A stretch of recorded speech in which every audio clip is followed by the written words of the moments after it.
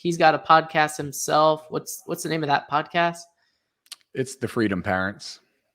The Freedom Parents. And I can't say I've read the book, but based on what I saw, Harold's story was similar to probably a lot of people. You work in corporate America, then you realize working at a big faceless organization sucks and you have no time for anything except work. And you probably looked in the mirror one day and said, man, I don't really like the person I'm becoming.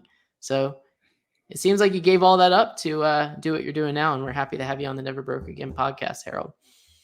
Yeah, happy to be here. Like I told you before we hit record, I love the name, Never Broke Again. I think that's super important. And I think it's part of once you learn how to earn an income, a significant income, you have so many tools in your arsenal that you never can go broke again because it's all up in your mind, right? Mm-hmm. Totally. And the thing working at corporate America, a lot of people don't understand is they're like, man, my job's so stressful. It's like, well, if you're having a bad day at corporate America, you could just chill and you're still going to get paid for those hours. But when you leave that, you got to figure out how do I convince people to give me money? Right. It's well, we actually, so I worked corporate America. So a little bit of our backstory. I worked corporate America out of college because I did like the American dream, go to college, you get a degree, you get in debt to go get a job that doesn't pay nearly enough income to pay back the debt that you incurred over the years, at least for most for people. a few years. Right. Have a little fun. Exactly. So for most people, at least, and a majority of that. But I remember I took a time off I think what really motivated me was I took a spell off right around between my junior and senior year in college. And people said, oh, you'll never go back. Because statistically, people never go back. But I think my dad did the best thing for me. And he worked construction. I mean, hard construction. And I was working 6 months in New Orleans heat on probably 100-pound jackhammering roads with a bunch of convicts. I mean, half the people I was working with were ex-convicts, and it was just who they were and what they, where they came from. Coolest people in the world, most interesting. But I was just like, yeah, I need to go back and finish this off and get this degree. And so I did that, and I got hired through a MTP program for I think they were a Fortune 400 company at the time. MTP, what's that? A management training program. So so they flew me out to Texas. I did some training there for a couple of weeks, and I was a glorified assistant manager for a branch. And over the years, I worked myself up to the head honcho of 2 branches, actually. Mm-hmm. But it's like you said, you were trading hours for dollars. It was a long commute. It was basically, I was leaving my family when they were sleeping at night and getting home when they were sleeping. So it was like just this cycle of how long can I do this? So I did it for about 7 years. Through that, I learned a lot, though. I don't regret it because I learned a lot of sales, like communications and building rapport, a lot of stuff that I use to build what I built today. So I did take things away from it. So those of you who are listening who's kind of in that kind of rut maybe, or kind of in that corporate thing, you're kind of like got 1 foot in, 1 foot out. You got some skills you're acquiring. Lean into it and see how that can help you move forward and what you really want to do. Yeah, I mean, at what point did you start to get into your mind, I need to get out of here? Was it year 7, year 2? No, I had a lot of people that came in, and I can remember this guy's name. I'll just use his first name. His name was Bob, and he was one of the top salesmen. So they would come through my location, giving me business. And he was an older gentleman, probably 20 years older than me. And he said, Harold, he said, you don't belong here. And I was like, man, what are you talking about? He goes, you don't belong here. He said, you got a lot more to give. Don't get caught in the golden handcuffs of here. He goes, because your income will go up, your expenses will go up. Income will go up, your expenses go up, and you're locked in like me. He said, you got more to give and more you can do. I was like, dang. So there was 2 other people that said that too, like mentors of mine. And within the company, I was like, man, these are people within the same company. I said, there's a sign. But the straw that broke the camel's back was when we had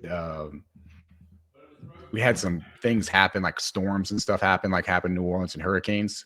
So I literally had to work 7 days a week for about 8 months straight.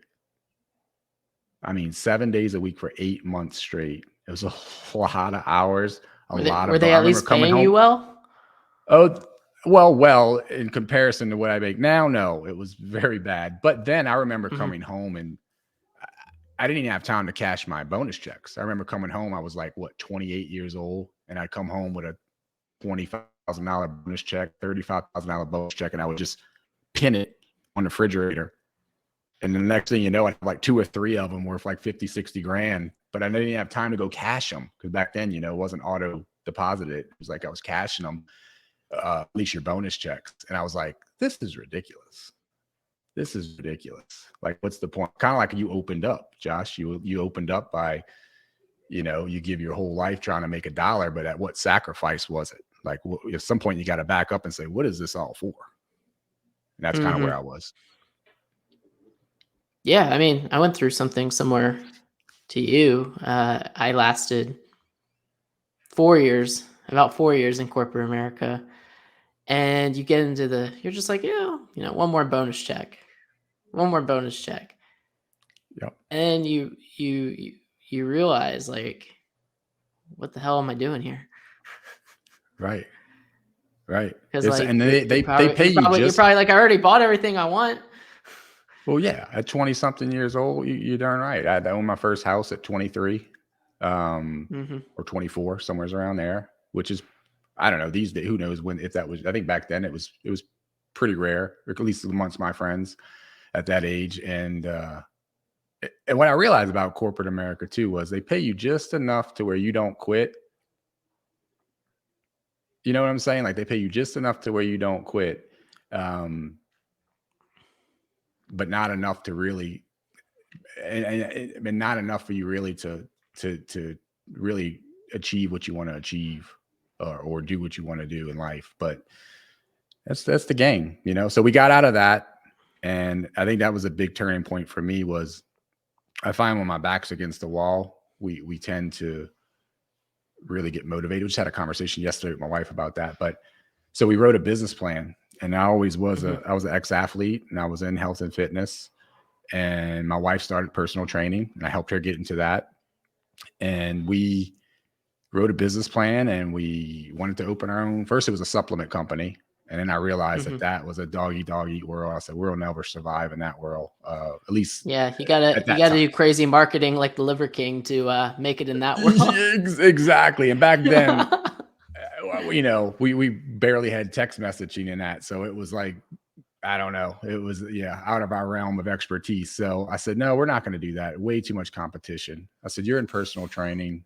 I'm athlete. I said, we can do this. So we wrote a business plan. I think I was 28, 29 at the time, 29. And what was she, 25? And I remember going to the big banks, and they just laughed me out. So that was another thing I got from going to college, though, was the only thing I really got from college was I knew how to kind of do that, write a business plan and go through those type of fundamental things. And they laughed me out the bank. Literally, they gave me like 8 minutes being polite, and the big banks just laughed me out. But I went to a small bank, and I'll never forget the man. He's probably no longer with us because this was years ago, and he was up there. And Mr. Fredericks, it was a small bank, and like small little community bank, and he gave us a loan. He talked to us for like an hour and 30 minutes, and he gave us a shot, and he gave a 29 and a 25-year-old kid, no collateral, a $150,000 loan. I was like, So that's how you got started. So that's how we got started with the gym, and we signed a lease, signed 5 years of our life away. I think $40,000 in rent. So it was 4 times 5 is 200 grand. We signed away, and I was like, oh crap. What are we going to do? What did I just get myself into? And I was still in corporate America. I had one foot out, and we were supposed to do an exit strategy that we'd get the new business going to where I could step out of corporate America. We figured it'd take us about 12, 18 months. Well, 2 months in to open a business, my wife got pregnant. And I was like, oh, are you kidding me? So we had to expedite things, and I ended up moving out of corporate America 9 months earlier than we really wanted to or were prepared to do Mhm. financially. But like I said, alluded to earlier, is that when our back's against the wall, I think for most people in general is when you're really going to come out swinging, and that's what we did. So Mhm. So, that's kind of, were you given the loan based on your financials that you were employed somewhere? yeah, I mean, that helped. I think at the time, I was probably averaging around 75. But when I said uncollateralized, I mean, like, we had nothing to put up against it. I had no equity in my house. We had nothing. I had maybe 10 grand in a savings account. So yeah, it was based off of a goodwill and a handshake, like literally a goodwill and a handshake, Hmm. and based off my income, which was probably at the time was between 75. It fluctuated 75 to 100 grand a year. I think a high year might be 120, you know? But I mean, that was some time ago. So, Oh yeah, was that 10 years that ago, was, 20 years ago? that was probably 12 years ago.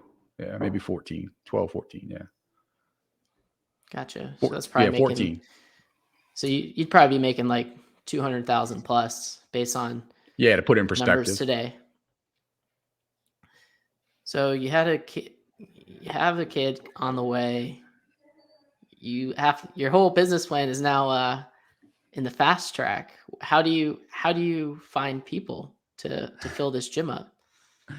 You know, I think that's when we really got, well, first she had some good rapport with some of her clients. So of course some of them came over, and that helped. Facebook and all that was I don't remember when that came, but it was right around there. It was kind of new. And we Hmm. started doing like crazy videos. Like we just started doing wacky Wednesday videos. And like I said, I came from an athletic background, and I could do like crazy stuff, like just balance and stuff and exercises. And we started doing wacky Wednesdays, and I do stuff like that, and she'd post it, and it caught people's attention. And we would do like healthy Thursdays, and we'd give recipes. Like we were just back then just giving value, making deposits. And I think then we started doing these healthy gatherings where we started saying, hey, you want to do races with us? And we do local 5Ks, and we'd recruit people, and we'd take pictures. So Hmm. we'd always built the community. We always show community, and it start with 5 people, 6 people. And we realized, man, people want to belong to a healthy community. And Hmm. we just started growing that and holding people's hands, going to grocery stores, like not getting paid for it, like literally just making deposits with people. And that's kind of how it started. Hmm. So while you're making these deposits, what's happening on in the background? Well, that's when, like most entrepreneurs, I was the janitor. I was the accountant. I was the Hmm. sales. I was the trainer, owner, operator, manager, all the above. Like we would literally go there on Sundays and with a mop in our hands and clean. Like it was endless. And it was kind of like at some point we were excited, but when that excitement wore off a little bit and you started hiring employees, I realized, man, I jumped out of one frying pan and into another. I mean, You got a frying pan into the fryer. yeah, you think, oh, you don't own a business. That business owns you. Like the business owns you. And when I came to that realization, and my wife didn't want to let go of it. She was just like, it was like her baby. It was kind of like an ego attachment thing. And she'll tell you that. So I'm not saying anything that she wouldn't say or has not said. And I was like, we got to go. Like this, we need to bounce. We'll be slaves to this forever. And we made a lot of good relationships. We had some wins and some victories. We had some high months and some low years and whatever. But it got to where competition got harder and thicker. And I realized that my top trainers were making more money than me when I boiled it down to hours. And I was like, but all the crap rolls downhill to me. All the responsibilities roll down to me. When someone quits, I'm the one that needs to step up. So it was like, we need change. And I remember waking up one morning and I got an alert on my bank account, and it said that we only had X amount of dollars in our account. And I was like, wow. And we had a line of credit with the bank. It was pretty much maxed out. And I looked at my wife and I said, I don't know how much longer we got. Like, this is bad. I said, and I'm going to make payroll. So if we got to put it on our credit card or what, we're going to make payroll. I said, we need to do that or we're going to get a bad rep in the community. I said, that's just the right thing to do. So I some kind of way put my sales hat on and I called in my top clients and I said, hey, would you guys mind paying up front for a year? And I had 8 out of 10 of them sign up for a year.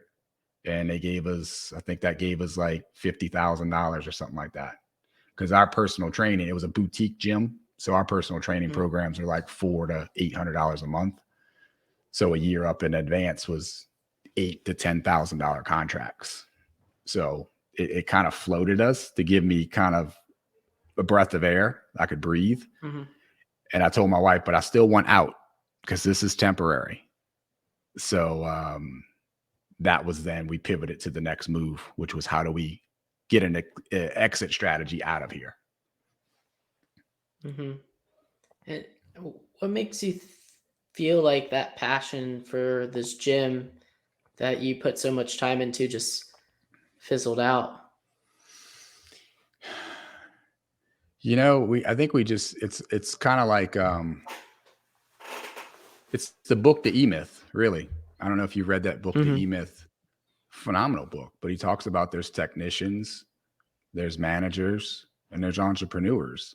And a lot of times people are phenomenal technicians and they get into these opening these small businesses, but they have no management skills. They aren't entrepreneurial. They don't know marketing. They don't know. And honestly, I teetered on the side of some management skills because of my corporate America, had the technician because me and my wife could do personal training, but we were missing other things that we were kind of learning on the go. But I think the biggest thing was employees, to be honest with you, because we couldn't pay them these incomes to make them excited that they were just kind of going through the motions. And it was tough, man. So I lost that love and feeling, I guess, for owning the gym, but not for health, because there were people's lives that we would impact and we'd see change, and it'd give me goosebumps that we still talk to this day that were part of our gym community 12 plus years ago that text me still today. Occasionally I get a text message saying thank you. So that's powerful. Mm-hmm. Yeah, the health space is definitely a popular space to be in, especially with the rise of social media. So you're done with the gym. You've been out of corporate America for a little bit. I'm sure you had your kid before you exited the gym. So yeah, well, we had 3 what's kids that by the time we relationship? exited. So, I mean, what's like your relationship like with your family at that point? Is it better than in corporate America? Was it struggling a little bit? Or was it stronger than ever? Like, or a hybrid of everything? Well, there's a little part of the exit strategy too, was it wasn't just exiting, because I told my wife, I said, look, we have 2 options. I said, I think at that time we owed $65,000 in debt to the bank. So I told my wife, I said, look, we have 2 options. I already talked to the bank, had a great relationship with the VP. And I said, we can fire sale, back a truck up, fire sale all the equipment, probably make 30 grand. We'll owe 35, 40 grand to the bank. She said she'll amortize it over 7 years. We'd owe X amount of 100. I think it was like $700 a month for 7 years or 5 years. I forget. I was like, that's plan B. She goes, oh, that's not plan A? I said, no. I said, give me 1 year. I said, let me see if I can get this back into black without me being like removing myself from the business. Because a lot of times people have businesses and they'll call it Joe's coffee shop. And if Joe ain't there or whatever, then he's part of the business. How can you sell it? And we were a big part of the business. So I said, I'm gonna have to back myself out of it and make this thing function to where someone could come in and say, oh, it's a business in a box, I can buy it. So I traveled to New Orleans, went to a conference with a guy named Rick Mayo. He's pretty big in the fitness industry. He's still kicking to this day pretty hard. And I just absorbed everything he spoke about at that conference. In some kind of way, the guy I was with knew him. And at the end of the conference, we ended up going to dinner with him in New Orleans, a nice restaurant. He gave us all his secrets and paid for dinner and bought his dinner. I'll never forget that. He probably don't even know who I am to this day, but I'll always remember that. So I went back and I implemented it. And within 6 months, I removed myself from the business. We took a little bit of a hit by losing clients, but we had it actually turning a profit without me even being there. And I said, okay, wow. And for a minute, Josh, I thought, oh, wait a minute. So what if I grew this without me? And I was like, my wife looked at me. She goes, don't you dare. She said, we're getting out. So we kind of planted a seed to 2 people. We didn't go public with it, but 2 people. We just planted seeds that we wanted to sell it. First guy was a trainer. He was too broke. He wanted to buy it for like, he said, all I got is 10 grand. I was like, I can't do nothing for you on that. The next people came in. They were semi-successful in other areas, and he wanted to buy it for his wife, who was a fitness enthusiast in the community. And they bought it. So we ended up paying off our debt, and we made a significant amount of profit for us in that time frame, and paid off some debt, all our debt, personal and business. And we said, what's next? And that's when we started leaning into what we were do now. So going back to that dinner, how did you get to that dinner? Well, the guy I had helped you. Yeah, because I had did a mentor of mine kind of became a partner of mine, and we actually did I'd say a semi-failed, I won't say semi-successful license agreement with the gym I had, and we sold a license agreement in California, and he helped put that deal together. And he had mentored me through some things. He was pretty big in the fitness industry. So we had a relationship, and he flew down with me because he was trying to help me create my exit strategy and maybe to do licenses agreements as a side thing. So we'd exit, but then we'd go sell these licenses agreement.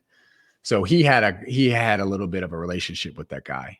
And so he did what he did. He's very charismatic, and he hooked up the deal. And all of a sudden he's like, hey, we're going to dinner with Rick afterwards. I was like, what? I was like, I'm all in, let's go.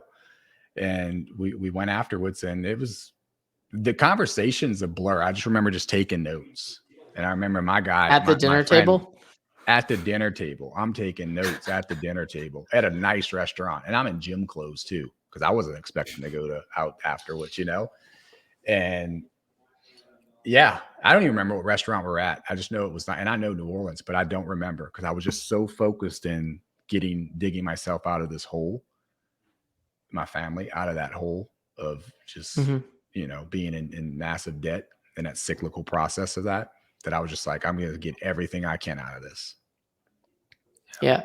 And for someone who doesn't understand, how does the licensing deal work with what you were doing?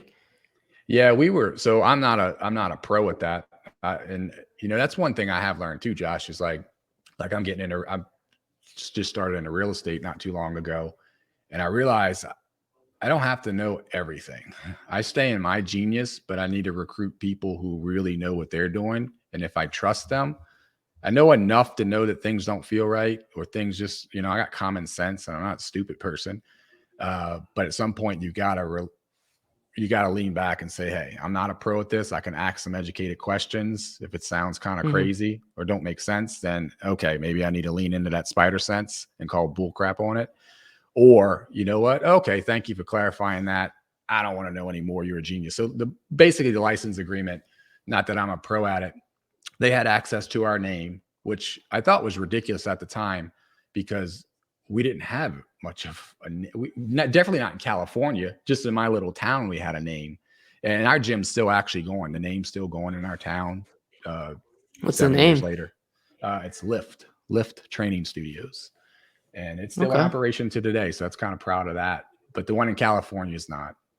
They got access to me and my partner for mentorship and sales training. And they got access to our sales system, which we had a pretty good sales system. So that's really all they got access to, that and the logo and our CRM system that we had that anyone could have bought. We had just customized it to us. But that was pretty much it. No. So basically you're just selling a few key ingredients to help someone get started. Exactly. So, but you look at it, the price to go create a logo that's eye catching, that's cool. It costs us a lot of money that they Hmm. didn't have to go through. Now, And you did think of everything the need trademarked and everything before you could do those licensing deals and whatnot? Or were you just like, here's my name, here's the we licensing were deal? already You want we it? were already yeah, we were already had that trademarked and that from years prior. So we were already set and ready to go. And Mhm, I'll admit that was kind of a blur. I was kind of surprised at that. And I don't want to say it was just kind of I don't want to say but it felt kind of like I just going through the process. I felt like, what am I getting? I can't believe these people are buying this. Like, what am I getting myself into? Type of thing. But I knew I'm going to give them everything I got. I'm going mhm. to teach you everything I can. You know, I think it only lasted about a year. The license Well, I'm sure agreement. you learned Yeah. some things during that Oh yeah, you yeah. can't replace. No, I still have a relationship with the guy actually too who bought it. Um, to this day. So and that's the one thing I think is important as you go through these things, even if things fail or don't succeed or go the way you want it to go, Mhm, keep a relationship. Like I said, I made sure I was paying my employees, even if I didn't eat for a night. You know, I made sure that at the end of the day, even if it ended up costing me, because at the end of that license agreement, it was like, I'm not making any money on this at this point because they're not making money. Why should I be doing these calls with them? Why should I be doing this? I was like, because that was my word. You mhm, know, I could have just been like, wash my hands. I'll never see this guy again. But because I didn't do that, I still have a relationship with that guy. Because you do the right thing. Right. mhm. And do you feel like if you did have a different mentality, you're like, I'm not making money on this, screw it, that would have actually hindered your growth? Absolutely. I think everything you do, especially in today's market, man, today's climate or today's world, I think everything you do behind closed doors when the camera's not on defines you. It truly defines you. There's so many people that go out there posing, and some people I know they're posing because you can pose and you can put the best filters on and you can clip it the best stuff out there, which is important because you want to catch people's attention. I get that, so don't misconstrue that. But I think when you show up with vulnerability, you do the right thing on camera, off the camera, unapologetically, authentically you. That's what this world wants. That's what this world Mhm. needs too. You know. 'Cause the way I see it, even the most successful entrepreneurs, the amount of time they put in, they're probably making minimum wage or less when it's all said and done. Oh yeah. But a lot Yeah. of people are like, "Oh, if I'm not gonna do this unless I make $100 an hour."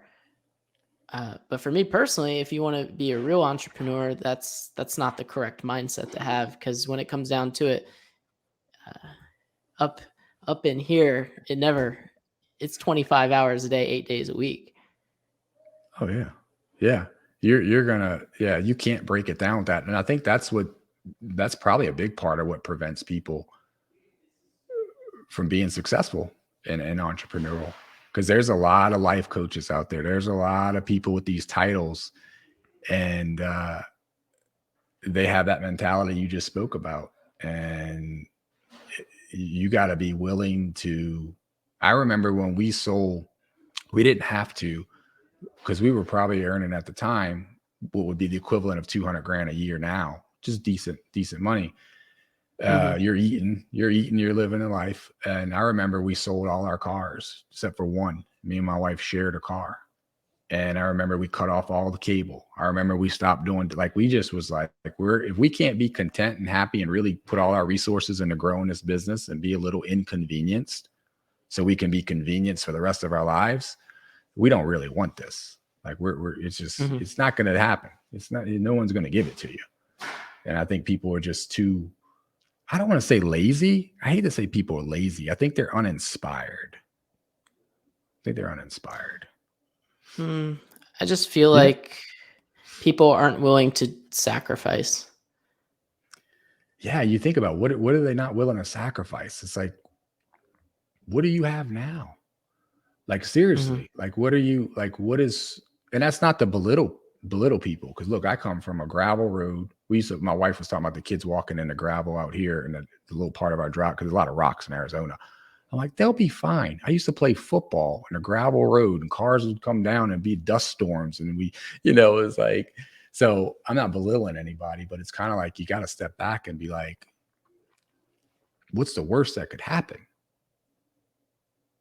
Like if you take, like you said, if Mm. they want to sacrifice it, they want to take a risk. Like literally, that's what me and my wife said. What's the worst that could happen? Because this kind of sucks. you know?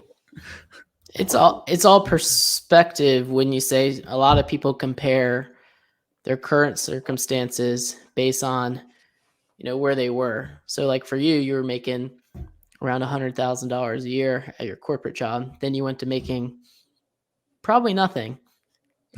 Yeah. So you're like, why would anyone do this? Right. However, they're looking at what they lost, not what you can gain, which, I mean, I'm sure you're making a lot more than what you were making at your corporate job. yeah. Yeah. Probably in. Oh yeah. Yeah. Yeah. I'll probably make in my corporate job now in a half a day, where I had to work a year in a corporate job. So yeah, big difference. Yeah, but I mean, how long did that take to get there? Well, that's exactly it. I'm in my wife's just turned 40 and I'm 40, just turned 44. So Mm. I wish we'd have learned 10 years ago, but I know now. That's why I try and speak into my children and I speak into others. I'm like, man, you don't understand. Be patient. Be patient. Be patient, but continually growing, continually getting out of your comfort zone. Yeah, People I got that tell my microwave wife mentality. I don't want to buy anything. I don't want to buy any houses. I don't want to buy nothing. She made me. She didn't make me, but she wanted. Eventually you got to move in with your soon to be wife, and I had a house. I sold the house, gave it up, and she's like, "Well, eventually I want a house." It's like, well, we can wait for that stuff. Let's Right. let's see how low we can live. You sound similar to what we did. That was a point. That was a pivotal moment in our life when I said we sold all our cars. We didn't have to. We had the money, but I said let's lean out. Let's lean Oh, out. I still Uber on my way to work and on my way Right? home. Yeah. I made Yeah. $9 on my way to work. That pays for 3 gallons of gas now almost. Well, think about. Well, I'm also driving. think I'm driving for free. exactly, and think about you could probably get work done too. Like if you did, depending on your work, you could probably get sales calls done in the back of that car. You could probably do typing or do writing or do whatever where you couldn't when you were driving. So, no, I No, think for I, young I I people. drive Uber on my way to work. Oh, you drive, so you make. I see what you're saying. Yeah. Yes. I'm already commuting this way. Let me see if I can make money on the way there and on the way back. It's like, oh, I make $20 on my commute to work. And Gotcha. that's something I tell people. It's like $20 extra a day. How do you make $20 a day? That's pretty doable.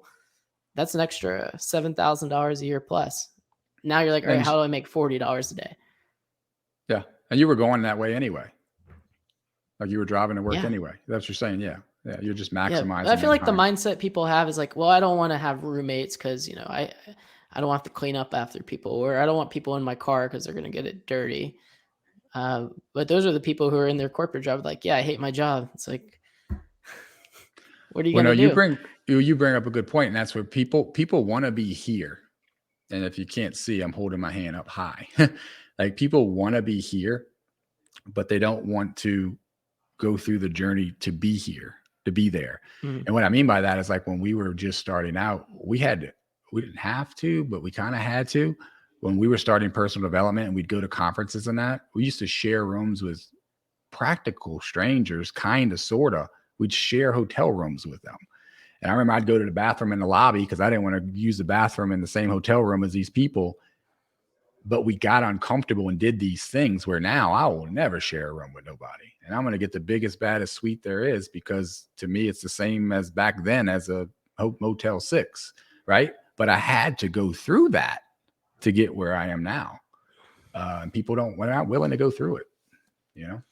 Now it's cool that you can get the biggest, baddest room, but on the flip side, if you were to share rooms with people at these conferences, what kind of relationship does that build with other people? Well, see, when I get the biggest, baddest room, so for instance, when I try and get the biggest, baddest suite I can when I go to these conferences, because I'll have people I invite to the conferences and I'll host cater parties in my suite. And we'll There have you go. There's the every night. secret. Yeah, every night. So I'm like, how do I use this room? Because trust me, I could stay in the smallest room. So I'm glad you brought that up. Like there's a twist to it. How can I leverage this beautiful room? And it makes people level up in their minds because they get in this room and they're like, wow, look at these views. Look at the service. You know, we were at the Ritz the other day in Atlanta or this past summer. Most people that are coming up that we're mentoring, they don't have that experience. And they come up to the suite and they come up to food catered and they're just like the room service and the quality of service. It gets them dreaming and it gets them saying, hey, I want a piece of this. Yeah. Mm-hmm. So it's more than that than just a room. Yeah. And that's what a lot of people don't talk about is consistently turning something from an expense, which a big room would be an expense, Sure. into how do I turn this expense into some sort of producing asset in some sort of way, which most people associate with making money. Like, what's my return on investment on this?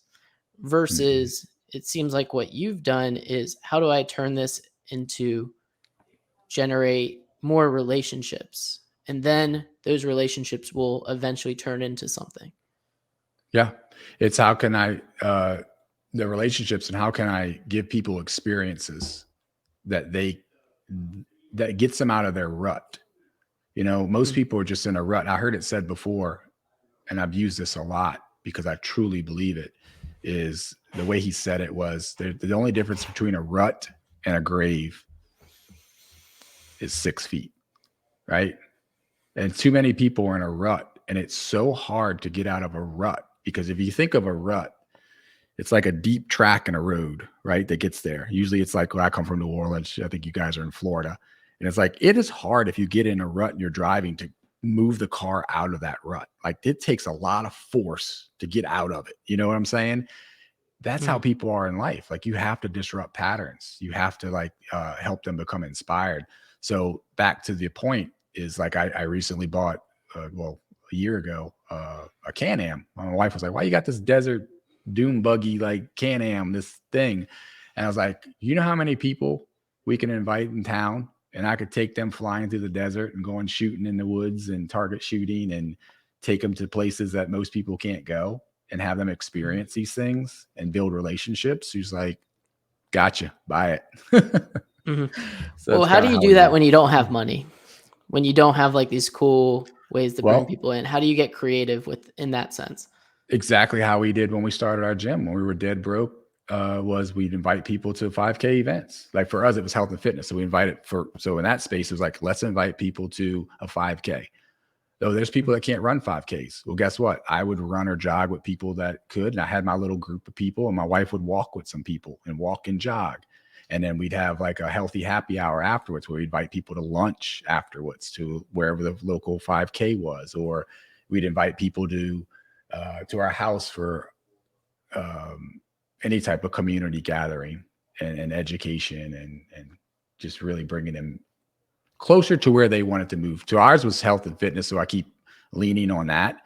Uh, but that's something else too. Is just for your listeners. Is I heard I think it was Bedros said that Bedros Keuilian, who actually was a mentor of mine. I actually owned a Fit Body Boot Camp. I was one of his first 20 um, Fit Body Boot Camp licensees or whatever. And he said that the first doorway into personal development is your physical health. Mhm. And I think he's spot on because when people get wins and victories in their health, it starts to open their mind up to more personal development and entrepreneurship. But anyway, I don't want to get down that rabbit hole. Sorry. No, that's true. I mean, you're only a certain age for a certain amount of time. Yeah. So if you start focusing on your health in high school, it's going to be a lot easier than if you start focusing on your health even in college. Because just like investing, your health can compound positively or negatively over time. And I feel like we're seeing that a lot with the older generation that just worked, and then didn't, Mhm. take, take their health into any sort of consideration. So I feel like we're starting to see that. But now I feel like there's some sort of shift. I go to the gym, it's slammed. And people are Right. like in there looking serious. I'm like, man, these people are spending like $200 on their outfits at the gym. I'm like, what's going on here? Yeah, That's yeah, not how no, the gym they're was back in the yeah. day. But they're building traits, Josh. They're building discipline, right? And that's something that's Hmm. important for entrepreneurship. That's why I say it's a doorway to all personal development because you're building traits, you're building discipline, you're building routine, you're building structure, you're building consistency. That's things that you could just take and move over to grow in a business and that work ethic, and it'll work equally the same. So that's interesting. I don't know how we ended up here, but we ended up at this point. Yeah, I apologize And because I'm a health and fitness guru, or not guru, but no, not about that, nut. but it's interesting because it's like, hey, just get to the gym first. Like for someone who's just starting, just get there. Just like, hey, Yeah, I don't care if you go to the gym and use the bathroom and leave. Just get there. right. Uh, taking that next step is just like doing it. And I don't know if you feel this way, but essentially your life doesn't really change other than the things that you could buy when you take that first step. And then you quickly find out that none of it really even matters. Oh, right. Well, yeah, that's a whole nother philosophical topic that could probably go an hour on. Uh, but it's so true. That's so true. And I think that's when, yeah, that's a whole nother. We could get Because deep I into told that. I told my wife, I'm like, what kind of house do you want?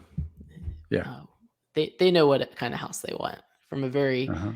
young age, just like they know what kind of person they want to marry. Girls have all of Sure. that. Women Yeah. have all of that figured out. And it's like, well, if you really want that house, then we're gonna have to live like this for a while. Because Right. if I was to go get a normal job, we will never be able to get the things that you actually want. So our chances of getting that would be zero. And I feel like a lot of people want to do things, but they don't want to take that risk. But if you don't take that risk, you have a 0% chance of ever achieving that goal. So why wouldn't you do it? Well, no, you're spot on. And it ties into a conversation I had. I always have these conversations with my daughter, and I'm hoping that they pick up on this wisdom to where when they get older, they're going to be powerful ladies and powerful women. But she's very shy with my oldest. And I told her at the restaurant, I said, hey, you need to ask the guy for a box for your food. She goes, no, I don't want to, her leftovers. And I was like, what's the worst thing that could happen? I don't know. I said, well, don't you know that no will always be the answer if you never ask? She was like, and she actually sneaked in. I said, no is always the answer if you never ask. And it's to your point of if you never take the risk or you never take the chance, then it's always going to be a loss. It's always going to be a no if you don't take the chance, if you don't take the shot. It's like the basketball player. He doesn't take the shot, then he's always going to miss. He's never going to score. So yeah, it's so true. And I think one of the things too is you guys seem to speak a lot about, like we're talking a lot about being, some people would say frugal, or I like to say lean out, not physically, but also in your finances and your expenses. But I think one of the things that I didn't learn till older that I wish I'd have learned younger was like not leaving, like having my money work for me, and not know, Mm-hmm. and knowing that it doesn't always have to be a home run. I was always like, oh man, if it's not a home run, it ain't worth it. No, there's little investments that I know will never be a home run. They're base hits. And I'm okay with a base hit because otherwise my money that I worked for, I don't want to work twice for the same dollar.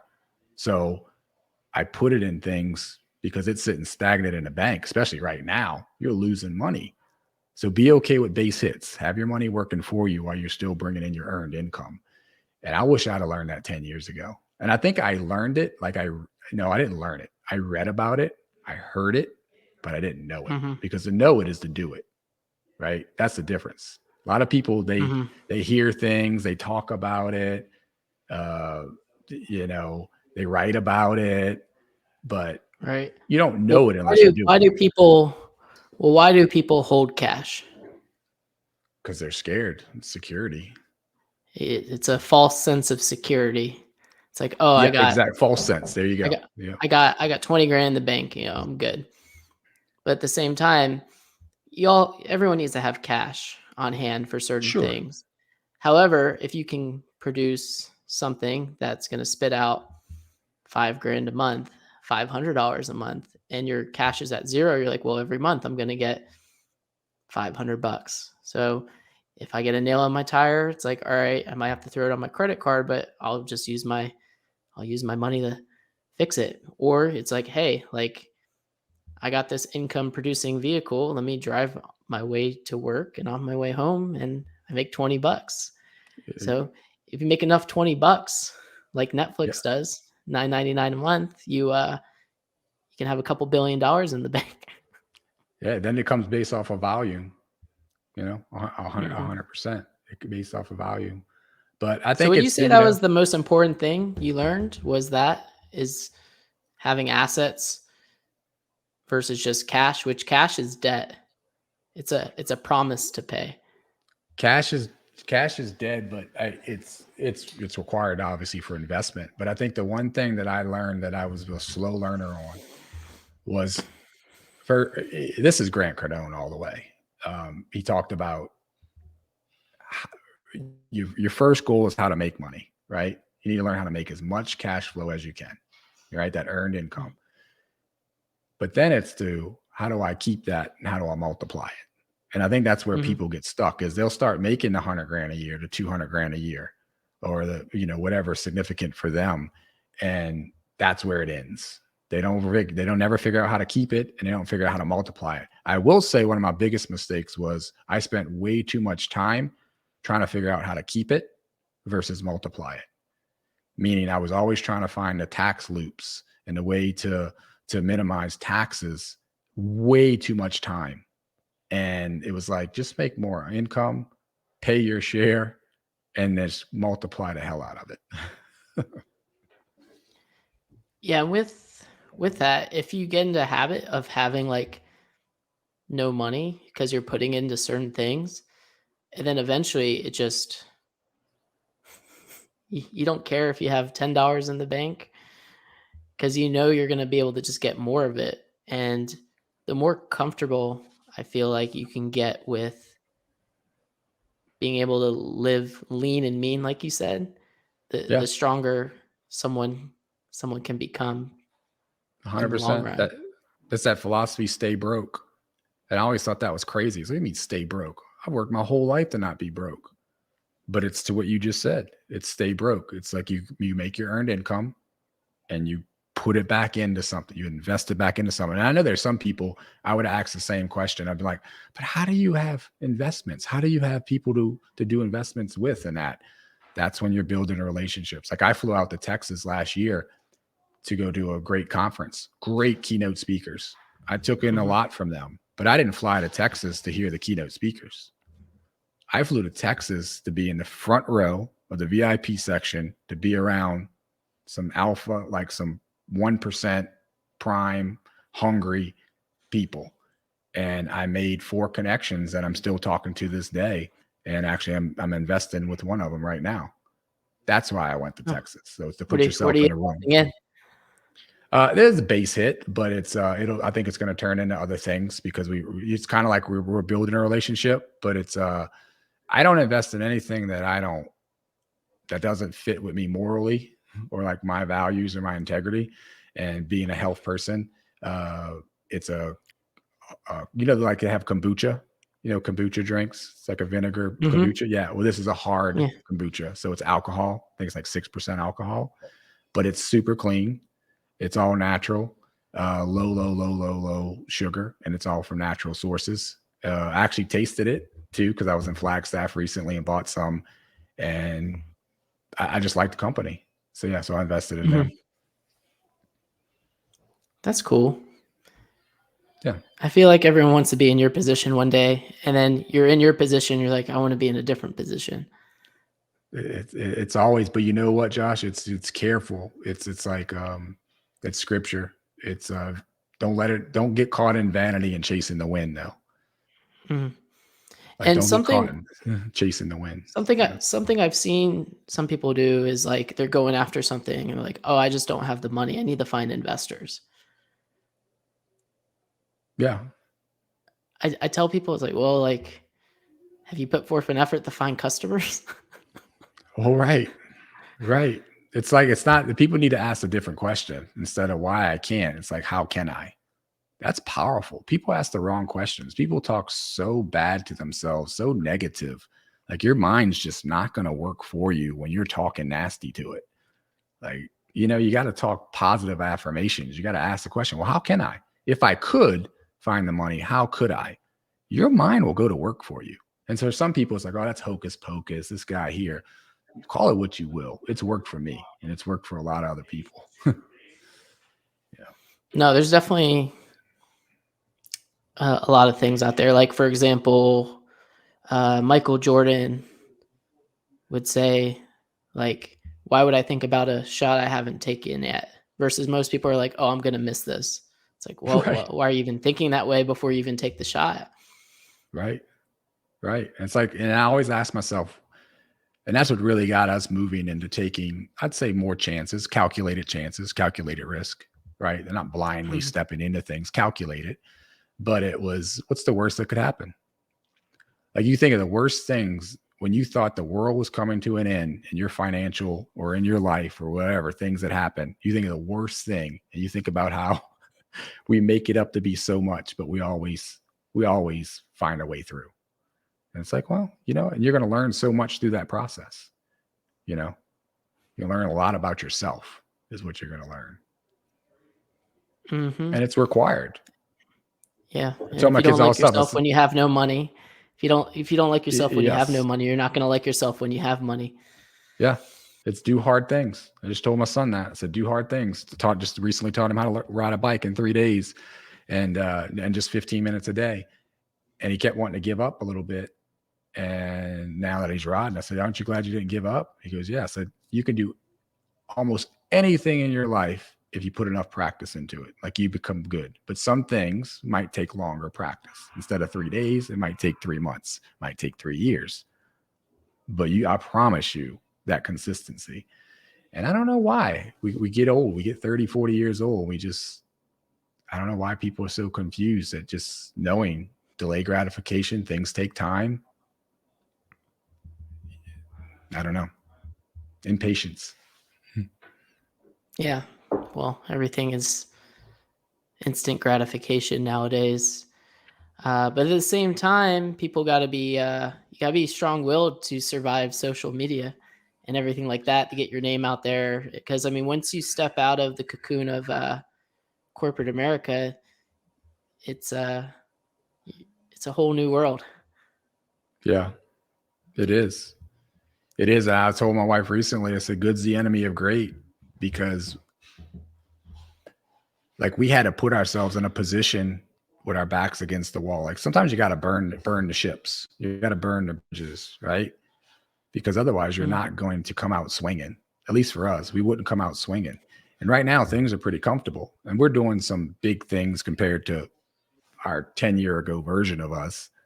But I know that we're not operating as if we burned some ships in that, because life's pretty comfortable. And me and my wife just had that conversation, and I'm like, we're kind of comfortable. Yeah, we're doing some things, but we're not doing them at the level we did 10 years ago to get where we are. And to your point, you really have to generate that type of energy, that frequency, that momentum to create that momentum. You gotta find people who are hungry and Yeah, invest in those people to bring things into perspective a little bit. 100%. So it And they're seems going to like be you're doing far and that few though. between. You're keeping your eyes open for opportunities, and Yeah. that's what you always got to do. You always got to be looking for opportunities, especially you're in the health and wellness space. I mean, what, 50, 60 years ago, doctors were telling people to smoke cigarettes for stress. Right. Exactly. Yeah. Then in the 90s, I think, and I don't know it as much as you do, but like 90s was like Atkins diet. And then Yeah. obviously keto got popular recently. However, it just seems like people got to do what's best for them because we're all different. Like your skill set and my skill sets can be very different. But what you said at the beginning of the podcast is what people need to do is identify what they're good at and then figure out what they're not good at and then find the people that are good at what they're terrible at. And then that's how you build a rock star team. Yeah. And I think people's ego and pride gets in the way. It got in my way for a while because I felt like I would look weak if I didn't know about that, or I let someone know I didn't know about that. Now I don't care. It's just we're a team, and the team is to get across the goal line. I'll be the water boy My wife- sometimes on some projects. Doesn't matter. I can quarterback some. Doesn't matter. Yeah. I mean, my wife will say, is like, how do you not know anything about this? Like, you know so much. I was like, I know a lot about a little. There you go. I know a lot about a you go. little. I don't want to know everything. I don't want to, it's just too much. So you're right. People need to, focus on some sort of specialty because everyone has some sort of special gift. We like to ask people in interviews, and I'll ask you, is like, Harold, if you were to challenge me to a competition, what would you challenge me to that you're 100% confident you can win? And that is exactly what people need to focus on. Is like, yo, I walk into a room and I look around and it's going to be I don't care if it's a juggling contest. It's like, I can beat everyone in this room in whatever it may be. And that's something a lot of people need to look at, is like, what is that skill that they're like, if I walk in a room, I can beat everyone. Not to be mean, but Yeah, no, it's you know what I'm saying? Yeah. There's a fine line between cocky and confidence, right? Well, it's just self-awareness. Yeah. Self-awareness is important and all of that fun stuff. Yeah, and to stay in your genius. Like I said, be comfortable staying in your genius, but you got to work to finding the team that can help bring your genius to light. Like whatever it is, like maybe you got a great product and you're a great salesman of that, but you got to figure out, hey, how do I have I'm not a systems person. I'm not a marketing person. You get them in front of them. So you got to find people who can put them in front of you. So you could stay in your genius of sales, but then you got to think of find people who can retain them, customer service, client retention, all that. So it's simple when you look at it though. It really is. People overcomplicate it and they get overwhelmed. Just breathe, build a team, let things go. Don't get in your ego, stay in your genius and stay hungry. I like that. And let's wrap up on that note, because I feel like that's a good note to wrap things up on. What do you want people to do with what you're doing now? Are you looking to have people reach out to you for certain opportunities? Obviously, you're on our podcast here, sharing your insight on your journey. What are you looking to accomplish in the next 6 to 12 months? Yeah, I mean, our passion's always health and fitness. So because I do believe that it is the pathway to, you get people wins in that. They just feel better about themselves. Their energy levels up. It opens up their mind to all of a sudden want more. So I am always passionate about helping people in health and fitness. So we work with people. We still continue to work with people through that route. And I think the other thing, the Freedom Parents is more of a awakening also. So we awaken people through our health coaching practice who are independent health coaches. So we awaken people through that, through their fitness journey. But also the Freedom Parents is a sub brand that with our podcast, it's really just to make deposits into people, bring them as much value as we can, because we know we came from nothing. We came from, like I said, country boy, gravel road, one street light town. And it's just to let those people know and give them the tools and resources that you can create and become anything you want. So if we can be a small part of that, influencing them or giving them a tool, and that's what it's about. It's like people think it's like this one thing. It's not the one thing. And I know that's a great book, The One Thing. I get that, but it's like, it's 1% at a time. So it's 1%. You grow 1%, 1%, 1%. You take something from Josh, 1%. You take something from what I said, 1%. and you just keep compounding that over time. So I just figure if I could keep giving back, me and my wife, to those people, then they become better. We all win as a society. Who wins when you win? That's kind of the mindset. Who wins when you win? Yeah. So think about it. If I'm winning at a high level financially, then guess what? All the people I employ are winning that wouldn't be employed if I wasn't winning. My pool guy, my landscapers, whoever, housekeepers, nannies, all these people are winning. The nail salons where my wife and my 4 daughters go to get their nails done, they're winning a big time. So it's who wins when you win. It's a whole nother philosophy. Anyway, got a little off track there, but. Well, I'm glad you're on the Never Broke Again podcast. I hope everyone enjoyed it, and I'm excited to see what you got. Getting a little hungrier, getting a little bit more leaner, because you were, like you said, you realized, oh, we're getting a little comfortable here. It's time to shake things up a little bit. Like you start doing push-ups, it becomes easy. It's like, all right, throw a 45 on the back. Let's make it a little harder. Exactly. Well, thanks for having me on. It was fun. Appreciate it. Cool. Thanks, Harold.